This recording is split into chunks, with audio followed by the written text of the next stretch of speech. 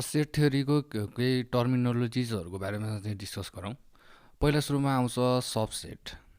Set A is subset of B if every element of A is an element of B भनेपछि यसको element चाहिँ सब बीमा चाहिँ पर्यो भने मात्र यसलाई चाहिँ के भनिन्छ, सबसेट भनिन्छ।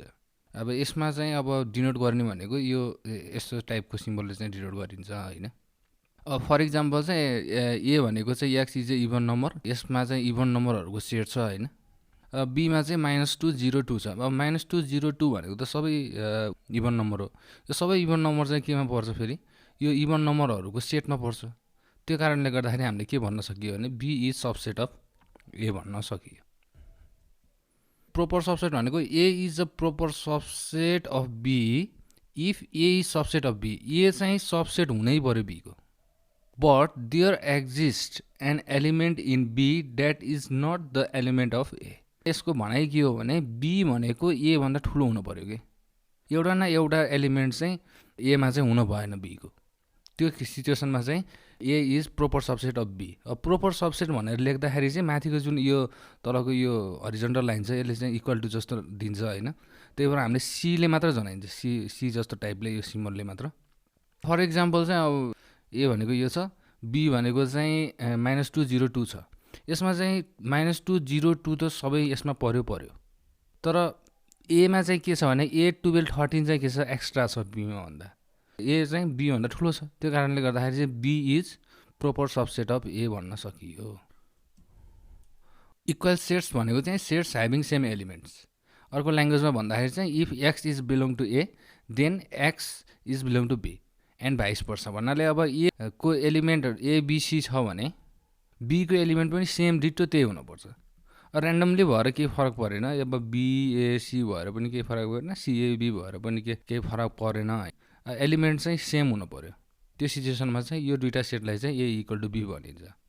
अब यसमा इक्जाम्पलको रूपमा हेर्दाखेरि चाहिँ अब एक्स इज इभन नम्बर एउटा भयो, अनि सेट बीमा चाहिँ एक्स इज डिभिजिबल बाई 2। अब एक्स इज डिभिजिबल बाई 2 भनेको त डेफिनेसन नै अब इभन नम्बरको डेफिनेसन त हो नि। ए भनेको पनि इभन नम्बरहरूको सेट हो, बी भनेको पनि इभन नम्बरहरूको सेट हो। यो सिचुएसनमा हामीले के भन्न सकियो भने ए इज इक्वल टु बी भन्न सकियो।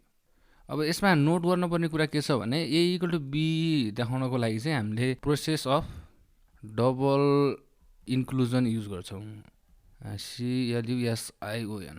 पहिला सुरुमा चाहिँ A is subset of B भनेर चाहिँ प्रुभ गर्छौँ, त्यसपछि फेरि B is subset of A भनेर प्रुभ गर्छौँ, त्यसपछि hence A equal to B भनेर बल्ल लेख्न पाइन्छ हामीले। यो चाहिँ अब प्रुफमा पछाडि अब यो नेक्स्ट च्याप्टरमा गर्ने कुरा हो यो, त्यसमा चाहिँ तपाईँहरूलाई राम्रोसँग आइडिया हुन्छ। अब आयो इन्टरसेक्टिङ सेट्स। इन्टरसेक्टिङ सेट भनेको चाहिँ having at least one elements in common.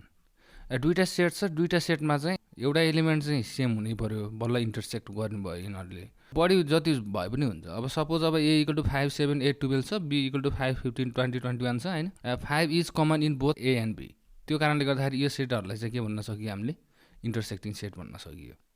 धेरै पनि हुनसक्छ। अब यसमा चाहिँ 5 6 7 छ, यसमा पनि 5 6 7 छ, अनि त्यसपछि यो अरू इलिमेन्टहरू छ भनेपछि चाहिँ इन्टरसेक्टिङ एलिमेन्ट भनेको 5 6 7 भयो। अब डिस्जोइन्ट सेटको कुरा है, यसमा चाहिँ sets having no element in common.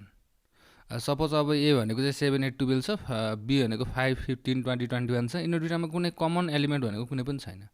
तपाईँहरूले चाहिँ अब भेन डायग्राम पहिल्यै पढिसक्नु भएको छ होइन। यिनीहरू दुईवटाको सिचुएसनमा चाहिँ सेटहरू चाहिँ के हुन्छ, डिस्जोइन्ट हुन्छ, इन्टरसेक्ट गर्दैन। पावर सेट भनेको set of all possible subset of a set. For example if A is set to 8 then power set of A is PA. PA भनेर चाहिँ खास यसमा मैले एउटा यस्तो सिम्पल पीले चाहिँ डिनोट गरेको छु होइन। खास पावर सेट अफ ए भनेको चाहिँ यस्तो नोटेसनले डिनोट हुन्छ। Power set of A equal to, पहिला सुरुमा बुझ्नुपर्ने कुरा भनेको एम्प्टी सेट भनेको जुनसुकै सेटको पनि सबसेट हो होइन। त्यसपछि चाहिँ सेट आफैमा जहिलेसुकै आफ्नो सबसेट हुन्छ त्यो पनि बुझ्नु पऱ्यो। त्यही भएर चाहिँ सेट आफैमा पनि लेख्नु पऱ्यो। त्यसपछि भित्र एलिमेन्टहरूको चाहिँ अब 2 एलिमेन्ट भएको सेट पनि अब ए को सबसेट हुन्छ। त्यसपछि 8 एलिमेन्ट भएको सेट पनि सबसेट हुन्छ। Total number of possible subset भनेको जम्मै यति हुन्छ यसको। अब यो पावर सेटको चाहिँ नम्बर अफ एलिमेन्ट्स कतिवटा हुन्छ भनेर निकाल्ने चाहिँ फर्मुला छ। त्यो फर्मुला अनुसार चाहिँ number of elements of power set of A is equal to the power number of elements हो। यो नम्बर अफ एलिमेन्ट्स अब हाम्रो माथिको यो सेटमा चाहिँ अब एप्लाई गर्ने हो भने पी अफ ए भनेको चाहिँ के हुन्छ, टु द पावर दुईवटा एलिमेन्ट छ यसको, त त्यो कारणले गर्दाखेरि 2 भयो 4 भयो। यसमा पनि अब हेर्दाखेरि चाहिँ एलिमेन्टहरू 1 2 3 4वटा नै छ।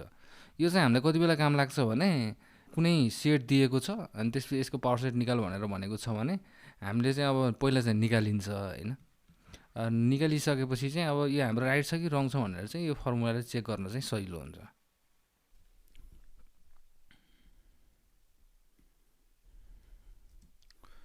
अब आयो युनिभर्सल सेट। कुनै पनि सेटहरूसँग डिल गर्दाखेरि चाहिँ त्यो सेटहरू चाहिँ काहीँ न काहीँ परेको हुन्छ।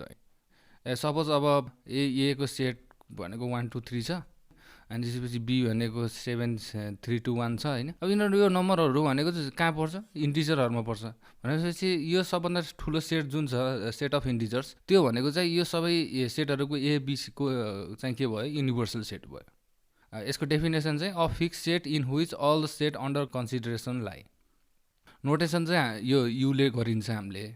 अनि भेन डायग्रामको केसमा चाहिँ के भइदिन्छ भने रेक्ट्याङ्गलभित्र चाहिँ हामीले सेटहरूलाई चाहिँ यसरी सर्कल गरेर गराइन्छ नि, त्यसमा चाहिँ यो रेक्ट्याङ्गलले चाहिँ के जनाउँछ भने सबै युनिभर्सल सेटलाई चाहिँ जनाउँछ।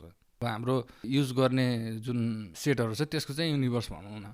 इक्जाम्पलमा त्यही भयो, यो पनि इन्टिजर हो यो पनि इन्टिजर हो, here the set of integers Z. अब जेडको खास अब यहाँ चाहिँ अब सिम्पल जेड लेखेको छु होइन, खास यस्तो यो डबल उसले चाहिँ इन्टिजर्स भनेर चाहिँ सिम्बलाइज गर्छ।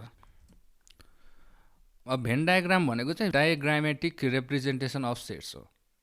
अब यो भनेको चाहिँ अब मैले तपाईँहरूले चाहिँ पहिल्यै सुरुमा भनिसकेको थिएँ, अब हामीले अहिले पढिराखेको चाहिँ अब नाइभ सेट थ्योरी हो। अब यो सेट थ्योरीमा चाहिँ अब म्याक्सिमम् कुराहरू चाहिँ हामीले भेन डायग्रामबाट सल्भ गरिन्छ। भेन डायग्राममा चाहिँ अब त्यो अब दुईवटा सेट बनाउने हो, इन्टरसेक्टिङ छ भनेपछि चाहिँ यसरी इन्टरसेक्ट गरेको बनाउने, छैन भनेपछि चाहिँ अब यस्तो हुने भयो। सपोज फर इक्जाम्पल हेरौँ न, यहाँ ए भनेको पिक्युआर भयो, बी भनेको आरएसटी भयो। अब यसमा दुईवटामा कमन एलिमेन्ट्सहरू भनेको चाहिँ के छ, आर छ भनेपछि यो दुईवटाको इन्टरसेक्सनमा चाहिँ के हुने भयो, आर हुने भयो। अनि त्यसपछि यतापछि एमा मात्र चाहिँ पी र क्यू हुने भयो होइन, बीमा चाहिँ एसटी हुने भयो। अब यसमा चाहिँ युनिभर्सल सेट यु भनेको चाहिँ अल्फाबेट ए टु जेड हुने भयो। यति बेलासम्म हामीले सेटको आइडियालाई चाहिँ डेभलप गऱ्यौँ। अब चाहिँ त्यो सेटहरूमा चाहिँ हामीले अपरेसन गर्दाखेरि के हुन्छ त्यो बारेमा चाहिँ डिस्कस गरौँ है त। सेट अपरेसन भनेको चाहिँ यसले चाहिँ न्यू सेटहरू चाहिँ जेनेरेट गर्नको लागि चाहिँ हेल्प गर्छ। यो भनेको चाहिँ कस्तो हो भने अब नम्बर सिस्टममा 1 2 3 4 भनेर नम्बर त हामीले डेभलप गरिन्छ। अब यो नम्बरमा चाहिँ अब 1 2 3 भनेर काउन्टिङ मात्र गर्ने हो भनेपछि यसको खासै काम हुँदैन क्या। अब यसमा चाहिँ हामीले अपरेसन, अब एडिसन अपरेसन गरियो होइन, सब्ट्र्याक्सन गरियो, डिभिजन गरियो, मल्टिप्लिकेसन गरियो भनेपछि मात्र के हुन्छ, यसबाट चाहिँ कम्प्लिकेटेड कुराहरूलाई चाहिँ हामीले डेभलप गर्न सकिन्छ।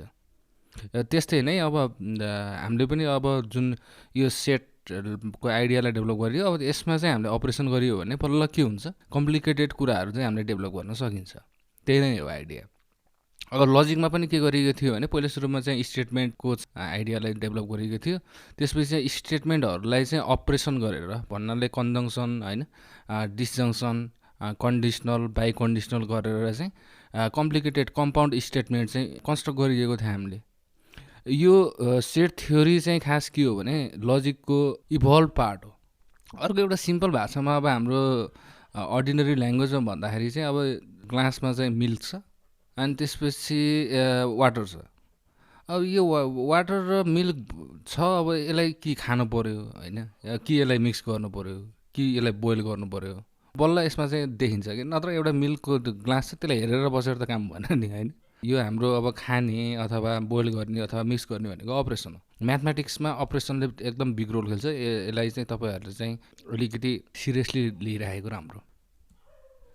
अब पहिला सुरुमा आउँछ युनियन सेट। युनियन सेट भनेको चाहिँ set of elements that belongs to A or B or both. एमा परे पनि भयो, बीमा परे पनि भयो, अथवा दुईवटैमा परे पनि भयो। को चाहिँ अब सेट बिल्डर फर्ममा चाहिँ यसरी लेखिन्छ, X is such X belongs to A or X belongs to B. यो अर भनेको चाहिँ के भयो, डिस्जङ्सन। अब लजिकको केसमा चाहिँ डिस्जङ्सन भयो। यो अगाडिको चाहिँ के भयो, एउटा सिम्पल स्टेटमेन्ट भयो होइन, पी सपोज। यो चाहिँ सिम्पल स्टेटमेन्ट क्यू भयो। यो whole A inter union B भनेको चाहिँ स्टेटमेन्ट चाहिँ केसँग इक्विभ्यालेन्ट रहेछ त, पी डिस्जङ्सन क्यूसँग चाहिँ इक्विभ्यालेन्ट रहेछ।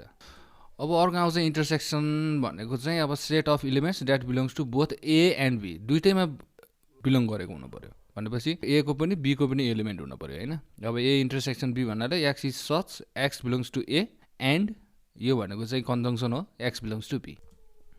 अर्को डिफ्रेन्स छ, त्यो डिफ्रेन्सलाई सेट माइनस पनि भन्छ। तपाईँहरूलाई चाहिँ अब यहाँ चाहिँ तपाईँहरूको बुकमा चाहिँ ए माइनस बी भनेर दिएको छ हैन। डिफ्रेन्स भनेको चाहिँ elements in A but not in B भन्नाले ए ओन्ली के, इन्टरसेक्सनको पनि परेन अनि त्यसपछि बीको त पर्ने कुरै भएन हैन। अब सेट बिल्डर फर्ममा ए माइनस बी भनेको चाहिँ X is such X belongs to A and X does not belong to B. यसलाई चाहिँ अब स्ट्यान्डर्ड बुकहरूमा चाहिँ ए सेट माइनस बी भनेर यसरी पनि लेख्छन्। तपाईँहरूले चाहिँ 9 10 मा चाहिँ ए ओन्ली भनेर पढ्नुभयो होला, एमा मात्र पर्ने बीमा नपर्ने। अब आयो कम्प्लिमेन्ट। कम्प्लिमेन्टमा चाहिँ set of all elements in universal set that are not element of given set. Suppose अब हामीले चाहिँ ए कम्प्लिमेन्ट निकाल्दैछौँ हैन, ए कम्प्लिमेन्टलाई ए सीले पनि हुन्छ, ए बार पनि आउन सक्छ तपाईँहरूको क्वेसनमा, यसरी ड्यास पनि आउन सक्छ।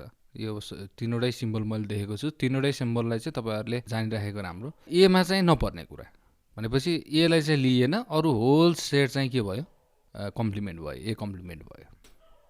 सिमेट्रिक डिफरेन्स भनेको चाहिँ the union of sets A minus B and B minus A भन्नाले ए ओन्ली र बी ओन्लीको चाहिँ युनियन। सेट बिल्डर फर्ममा चाहिँ तपाईँको सिमेट्रिक भन्ने बित्तिकै यसरी डेल्टाले चाहिँ डिनोट गरिन्छ, ए माइनस बी भयो, बी माइनस ए को चाहिँ युनियन भयो, X is such X belongs to A X belongs to B, but इन्टरसेक्सनलाई चाहिँ हामीले के गरिनु भयो यसमा फालिनु भयो। अहिले चाहिँ यहीँ स्टप गरौँ है त।